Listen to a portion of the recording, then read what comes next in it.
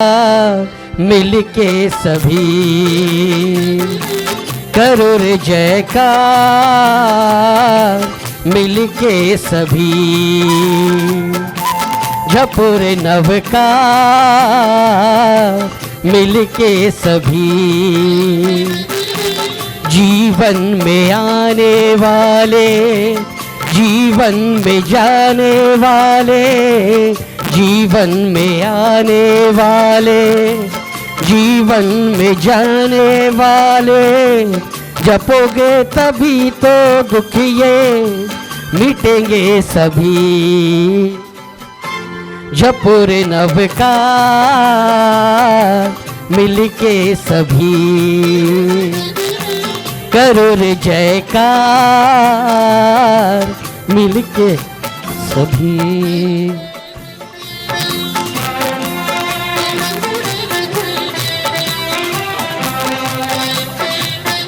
मीठी मीठी तालियां।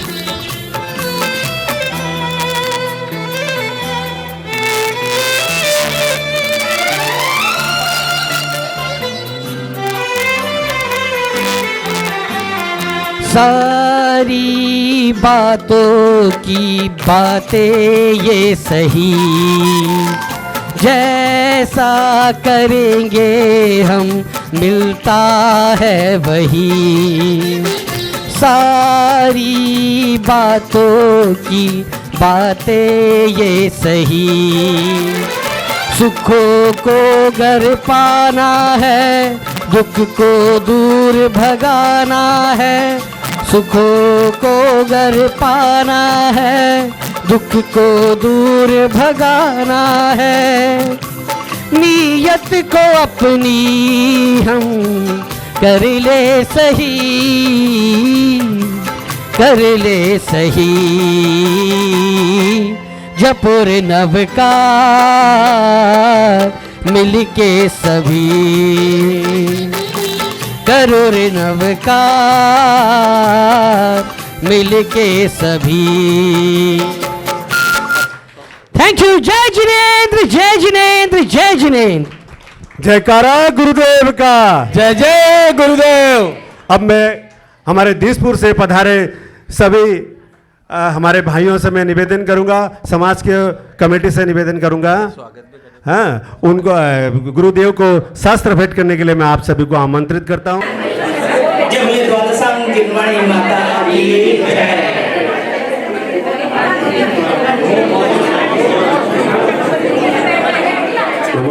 ओम नमः सिद्धेभ्यः।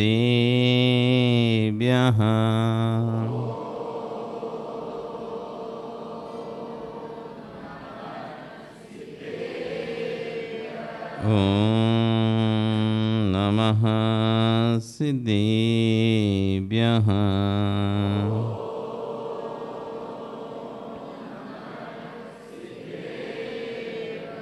थिरियणि खग्गिणाई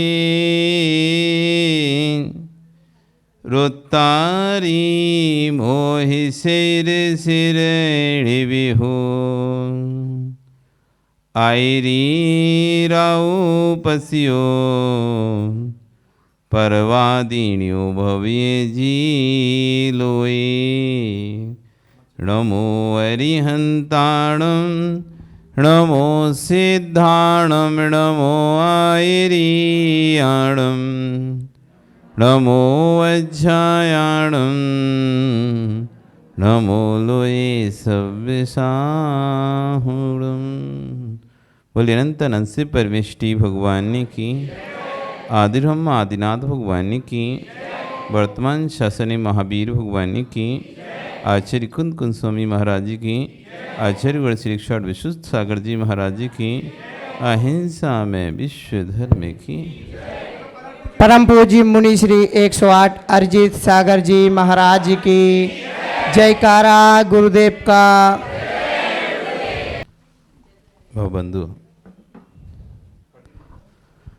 वर्तमान शासन न्यायिक वर्धमान स्वामी के शासन में तीर्थंकर प्रभु की चरण निश्रा में बैठकर हम सभी जिन देशना का श्रवण कर रहे हैं, आचार्य भवन कुंद कुंदेव स्वामी महाराज ग्रंथ राज रैन सारजी में 141 नंबर के गाथा सूत्र में बता रहे हैं कि मुक्ति का कारण कौन।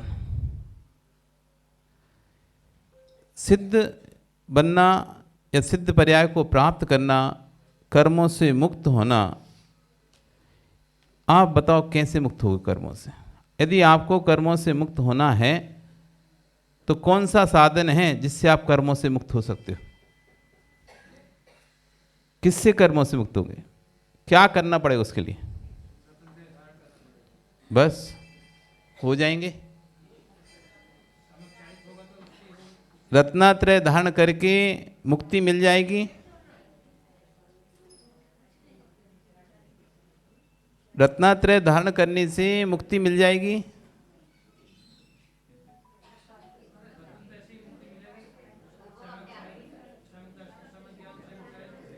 आज आचार्य भवन कह रहे हैं भीष भीष है, भीष से भव का नाश नहीं होता है। भीष भीष है, भीष से भव का नाश नहीं होता है। यदि भव का नाश चाहिए तो पहले विशुद्धि का जन्म देना पड़ेगा। यदि विशुद्धि अंतरंग में नहीं है तो भीष कितनी ही वर्षों तक धारण कर लो। मुनिवन अनंत बार ग्रैविक उपजायो, अनंत बार भी जीव ने रत्नात्रय को धारण कर लिया है और कहते हैं कि इतनी बार धारण किया, इतनी बार धारण किया है। यदि उसकी कैलकुलेशन की जाए तो सुमेरु पर्वत के बराबर पृथ्वी मंडल की ढेर लग जाए। ऐसा नहीं कि हमने ही धारण किया, आपने भी धारण किया है। आप ये नहीं समझना आप कभी मुनि नहीं बने होगे, कभी यारिका नहीं बने होगे, कभी मुनि नहीं बने होगे, कभी भगवान के शरण नहीं गए हो। कई बार आप मुनि बने हो। सद्देदी रोचेदी पुणेदी फांसेदी, आपने श्रद्धान भी किया धर्म पे, आपको धर्म रुचा भी और आपने धर्म की प्रतीति भी की, पर किस उद्देश्य से की? धम्मम भोग निमित्तम नायदु कम खे निमित्तम। हम जितना भी धर्म कर रहे हैं भोग के निमित्त कर रहे हैं। हे भगवान, घर में सुख शांति बनी रहे। आप पूजन करने क्यों आते हो भगवान की? आप भगवान की पूजन करने क्यों आते हो? सब करते हैं इसलिए करते आते हो। दर्शन करने क्यों आते हो आप लोग? भगवान की दर्शन, भगवान का पूजन, भगवान का अभिषेक, ये सब आप किस लिए आते हो? धम्मम भोग निमित्तम कर्म क्षय निमित्तम। क्या उद्देश्य है आपका? कर्म क्षय का निमित्त है। कर्म क्षय कैसे होगा? कर्म क्षय कैसे होगा? इस बात का बोध नहीं है आपको। आप आते तो कर्म क्षय के उद्देश्य से ही हो, लेकिन उल्टा कर्म बंद करके चले जाते हो। आते आप मंदिर किस उद्देश्य से? गुरु के पास, प्रभु के पास, कर्म क्षय के निमित्त से ही आते हैं, लेकिन आप कर्म बंद करके चले जाते हो। आप भोग मांग के चले जाते हो। कर्म क्षय आपका हो नहीं रहा। यदि कर्म क्षय हो गया होता या कर्म क्षय की प्रवृत्ति चल रही होती तो पंचम काल में आप यहां होते नहीं। पंचम काल में विराजमान हो, चाहे हम हो चाहे आप हो, ये आपका प्रमाण पत्र है। साधना साध विज्ञानम अनुमानम, साधन से साध्य का ज्ञान होता है। चतुर्थ काल था तब आप थे कि नहीं थे? आदिनाथ थे। भैया क्या नाम है आपका? हाँ, एसके जैन जी, सुरेश कुमार जी। जब भगवान आदिनाथ थे तब आप थे कि नहीं? महावीर थे तब थे कि नहीं? फिर अभी तक कल्याण क्यों नहीं कर पाए?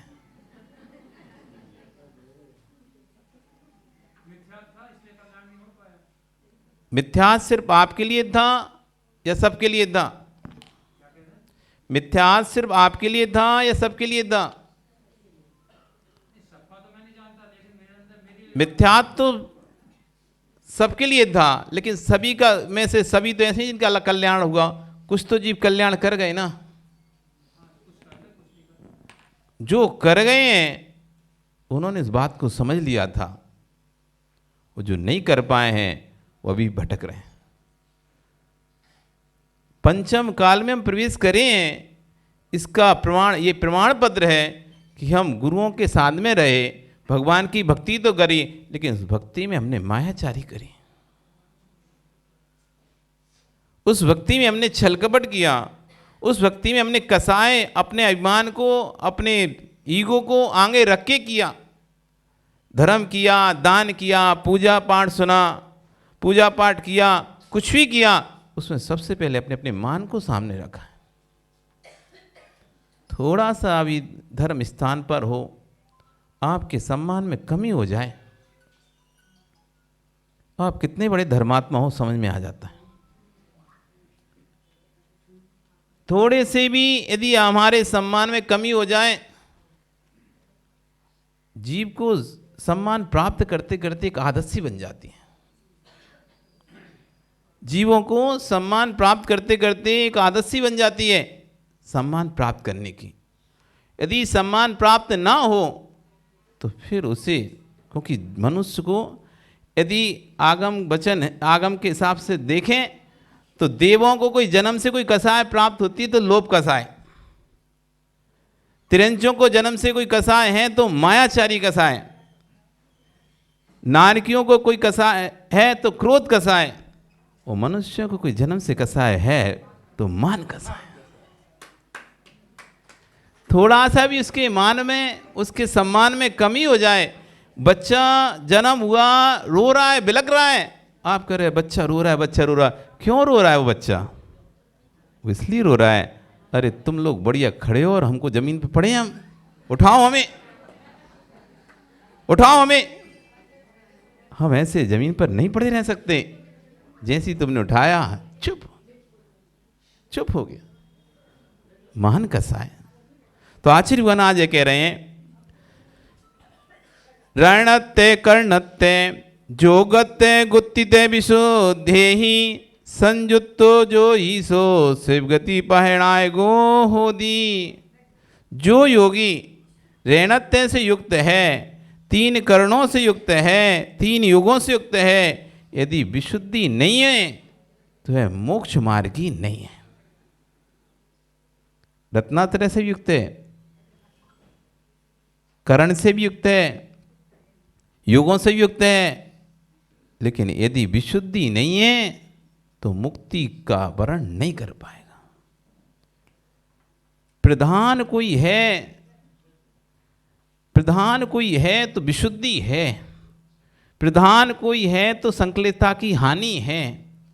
आपके द्वारा की गई धर्म क्रिया कितना पुण्य का फल देगी, ये आपके अंतरंग के परिणामों पर आधारित है। खाना कितना सारा बना रहे हो उससे व्यक्ति प्रसन्न नहीं होगा, आप खाना कितना स्वादिष्ट बना रहे हो उससे व्यक्ति प्रसन्न होगा। आप खाना खूब बनाओ लेकिन स्वाद ना हो खाने में तो आपकी सारी मेहनत की कौन तारीफ करेगा? कोई तारीफ करेगा? सुबह से लगे थे, शाम तक आपने खूब, दोपहर तक खूब खाना बनाया, खूब तैयार किया, जब खाने के लिए रखा तो आपने नमक नहीं डाला था उसमें। अब सारा बना हुआ खाना आपका कोई भी प्रशंसा नहीं कर रहा कितना अच्छा बना है, कोई भी नहीं कह रहा है। खाना कितना बना है ये महत्वपूर्ण नहीं है, खाना कितना स्वादिष्ट बना है ये महत्वपूर्ण है। यदि भोजन स्वादिष्ट है, थोड़ा थोड़ा भी खाएगा तो व्यक्ति आपकी पूरे दिन भर प्रशंसा करेगा, और ये स्वादिष्ट नहीं है तो पेट भर के भी खिला दो, अरे नमक तो था ही नहीं, बेकार था, ऐसे तो खा लिए, पेट की भरना था। ऐसी आपकी जो भक्ति, पूजा, समर्पण है, जो भी आपकी क्रियाएं हैं, उपवास, व्रत, एकासन आदि हैं, जितनी अधिक है बहुत अच्छी बात है, लेकिन इनमें यदि विशुद्धि नहीं है, आत्म विशुद्धि नहीं है, तो ये सब बिना नमक के भोजन जैसी है। कैलाश खाया कभी बिना नमक का खाना? खाया क्या है? नहीं खाया। एक बार खा के तो देखो। आज देवी को बोलना कि तू मुझे बिना नमक का खिला के दिखा, कैसा लगता है। एक कभी शुद्ध भोजन का स्वाद तो चखो आप। अपनी पर्याय में कभी शुद्ध भोजन खाया आपने? अरे वो तो मिक्स हो गया, वो तो मिक्स हो गया। प्रदीप जी शुद्ध भोजन किया, शुद्ध भोजन।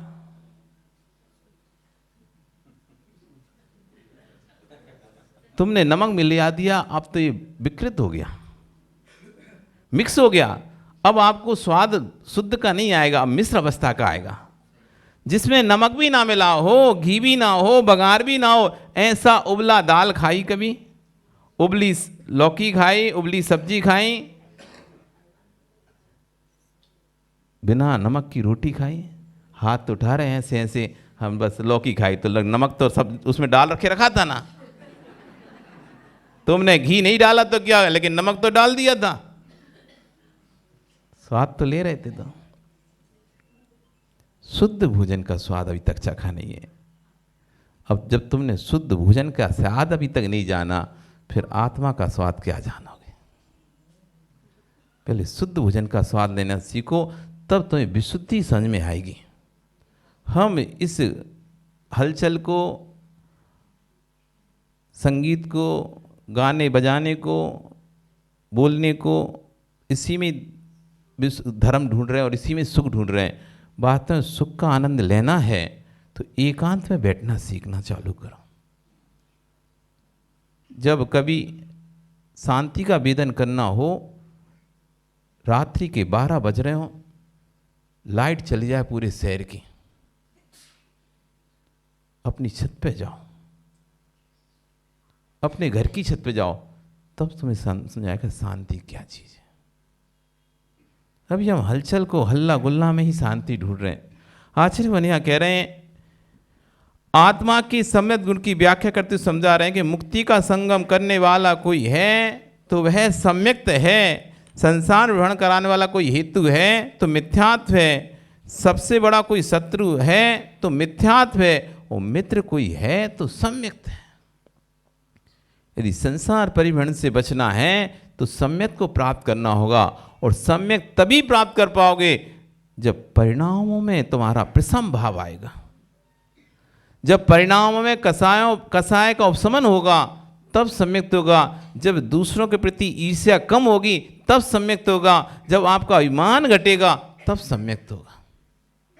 जब तक आपके पास आपका अभिमान आपके साथ है, आपको सम्यक्त होने वाला नहीं है, और जब तक सम्यक्त नहीं होगा इस संसार से कोई भी आपको बचाने वाला ना। इंदो वा जिनेंदो वा, ना इंद्र ना कोई जिनेंद्र, कोई नहीं बचा सकता। आप संसार से बचना चाहते हैं क्या? संसार के परिवहन से छूटना चाहते हैं क्या? चाहते हैं?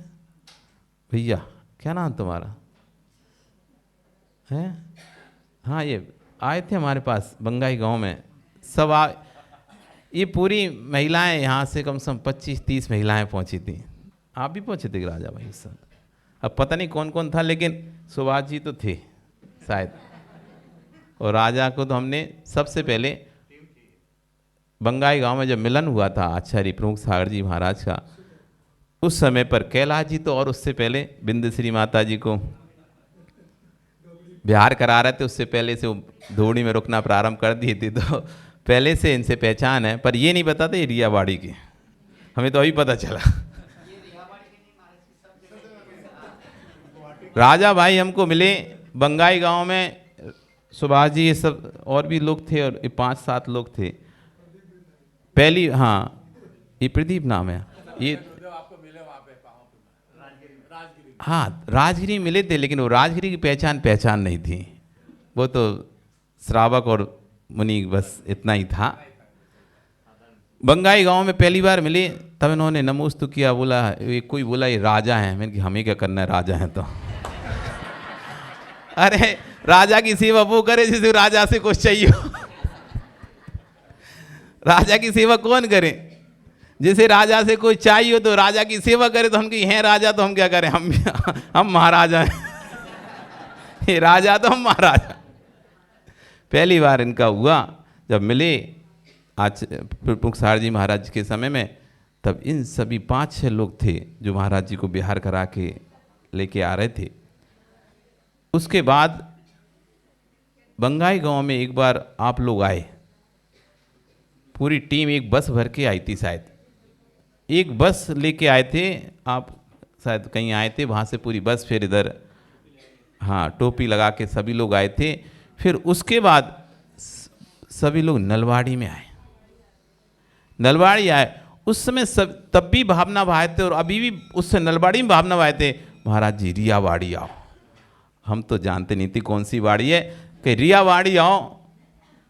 तभी हमने कहा था क्या पता पुण्य होगा तो जरूर आएंगे, आप लोगों का पुण्य जोर मारेगा और हमारे भाग में लिखा होगा रियावाड़ी आना तो जरूर आएंगे। कहते हैं भावना भवनाशिनी, भावना भवनाशिनी।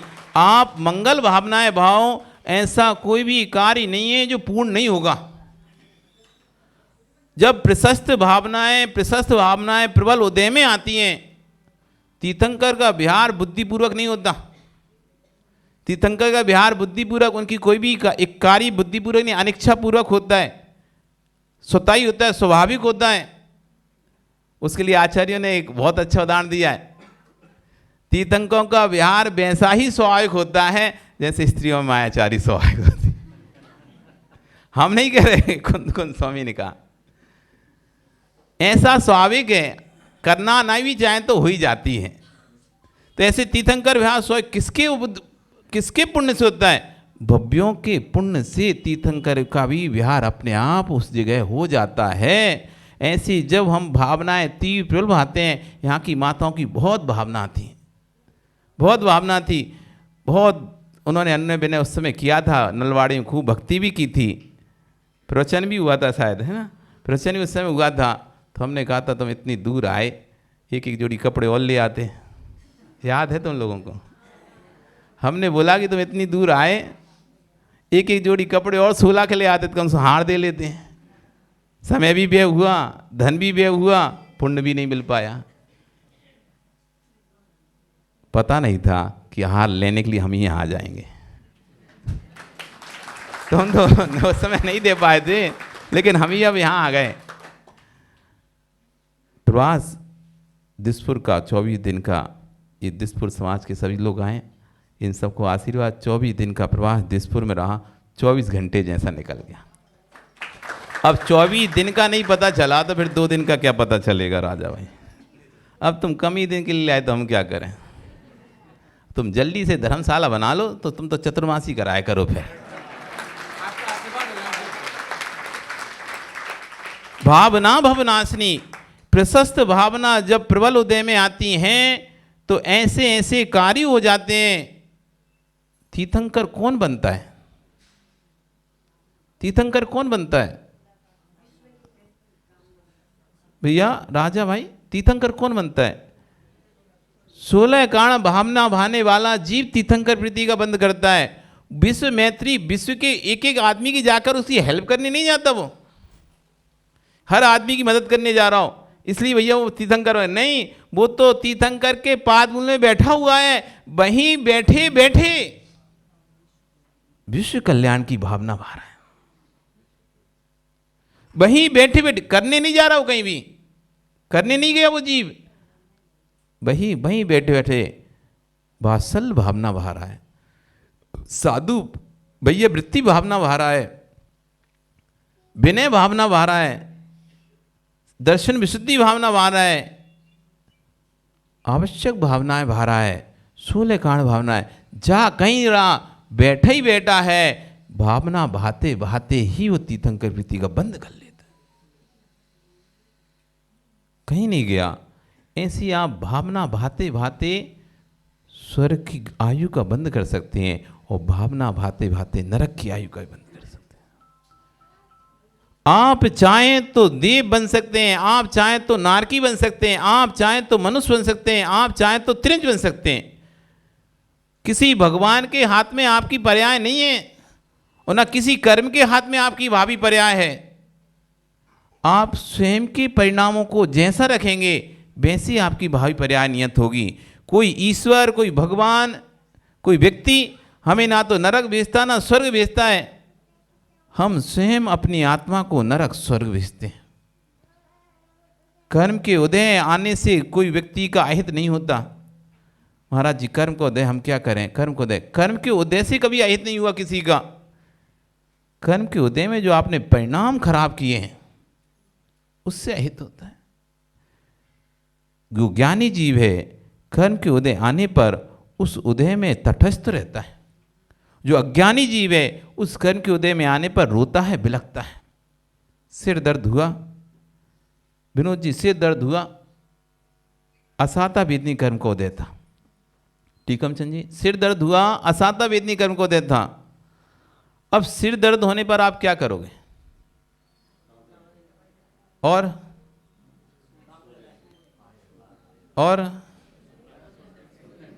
ये कह रहे हैं अध्यक्ष जी, भैया महाराज जी, ये लोग तो मंदिर ही आना छोड़ देंगे, प्रवचन चलना छोड़ दें। अरे तो इस सिर दर्द ठीक हो जाएगा उससे। सिर दर्द हुआ है, अब आप क्या कर सकते हो? उसमें आप बाम लगा सकते हो, कोई आपका सिर दर्द दबा सकता है, आप गोली खा सकते हो, बस। अब दर्द तो समय पे ठीक होगा, जितना समय लगेगा उतनी समय पे ठीक होगा। लेकिन इतने बीच में आप चाहें तो रो रो कर पूरा घर उठा लो सिर पे। आप चाहो तो इसी बीच में घर के हर व्यक्ति को ताने मारो, किसी को तुमको चिंता ही नहीं है मेरा कितना सिर दर्द हो रहा है, किसी को चिंता ही नहीं है, कोई ध्यान ही नहीं दे रहा मेरा। आप चाहो तो अनेक प्रकार से संश्लेष परिणाम करो। कब से कह रहे हैं डॉक्टर को दिखा दो, कब से कह रहे हैं डॉक्टर दे, कोई दिखाते नहीं है। ऐसे रो, और आप चाहो तो शांति से, अब जैसा कर्म स्वयं किए, जो कर्म स्वभाव सो फल निश्चय ही भी देंगे। अब जैसा कर्म मैंने करके रखा है फल तो वो दे गई। असाता का बांध के रखा था, कैसे बांधा था हमने असाता? कैसे बनता है असाता पता है आप लोगों को? कैसे? दूसरों की बुराई करने से। दुख शोक तापा क्रंदन बद परिदेवनानत परोभय स्थानन सद्वे सद से। दूसरों की आप बुराई करते हो, दूसरों के अपगुणों को आप जगत में जाहिर करते हो, अपने अपगुणों को छुपाते हो और दूसरों के अपगुणों को बताते हो। इससे आपको असाता वेदनी कर्म का बंध होता है। घर में जो लड़ते हो उससे असाता वेदनी कर्म का बंध होता है। जो रोते हो उससे असाता वेदनी कर्म का बंध होता है। जो ईर्ष्या करते हो उससे असाता वेदनी कर्म का बंध होता है। तो स्वयं कर्म का बंध किया है तो फल जब उदय में आएगा तो भोगना पड़ेगा। अब उसमें आप चाहो तो ऐसा चिंतन कर सके, अब कर्म का उदय तो आया ही है, अब रोने से क्या होगा, वो तो अपने समय पे ही जाएगा। अब शांति से सहन करूं तो आप नवीन असाता नहीं बांध पाओगे। और भाई आपने रोना शुरू कर दिया, चिल्लाना शुरू कर दिया, तो क्या होगा जैन साहब? नवीन फिर असाता बन जाएगा। एक तो झेल नहीं पा रहे थे, अब नया और तैयार हो गया। जो विवेकी ज्ञानी जीव होता है, सम्यक दृष्टि जीव होता है, वो समझदार होता है, कर्म से कर्म को नहीं बांधता। कर्म से कर्म को नहीं बांधता। कर्म के उदय आने पर समता भाव रखकर शांति से अपने जीवन को यापन करते उस कर्म को अक्षय करता है। आपका समय हो गया, कल फिर आओगे। पर